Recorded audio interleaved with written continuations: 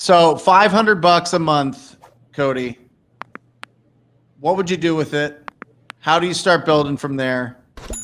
Go, brother, go. I would do exactly what I did to start off at the beginning. I would take that $500.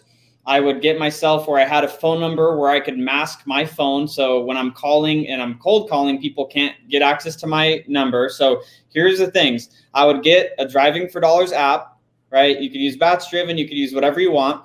Get a Driving for Dollars app so that you can actually go out and start driving for dollars. Get something like, CallRail or DialPad, where you can, in CallRail or DialPad, those are just basically going to help mask your number so that if you're calling, people aren't calling back pissed off at your personal cell phone. It's going to route it somewhere else, right? So I would take that, you'll spend between, the masking your phone number and having a Driving for Dollars app, $150 or so a month, and then gas driving around on a weekly basis, maybe another couple $100.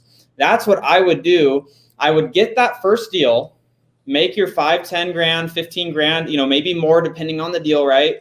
Take that money and now pay yourself a little bit with it. It is important to pay yourself a little bit with that money.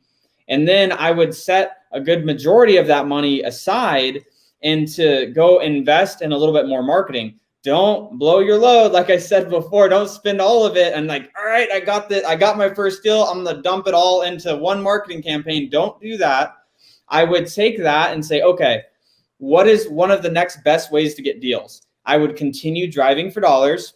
I would just put a schedule around this. I would maybe pull a list of a high paying type of seller, pre-foreclosure, probate, some type of high paying seller, right? And then I would cold call those people, TTP. I would cold call, try to reach out to those people.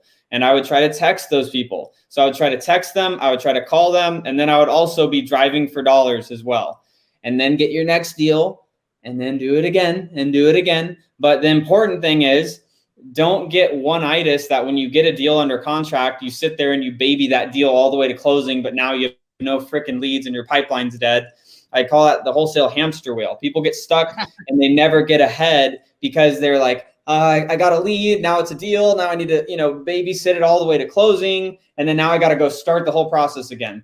You have to keep the lead gen going. And if you get too busy, hire a virtual assistant. You got a deal closed, you got some money, get a virtual assistant to get that lead gen continuing and continue to grow it from there. But make sure you're taking paychecks along the way.